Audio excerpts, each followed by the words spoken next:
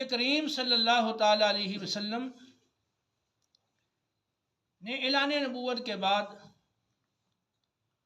اپنی 13 سالہ مکی زندگی اور 10 سالہ مدنی زندگی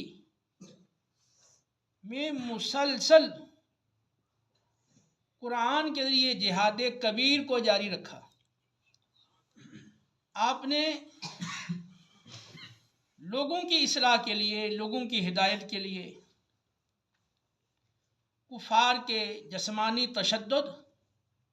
اور ظلم و ستم بھی برداشت کیے، ان کے طعن و تشنیع،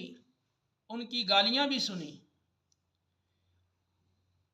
لوگوں کی ہدایت کے لیے آپ نے طائف کے اور دیگر مقامات کے سفر بھی کیے، پتھر بھی کھائے، جنگیں بھی ہوئیں، زخم بھی کھائے، بھوکیں بھی برداشت کیں، پیاسیں بھی کاٹیں،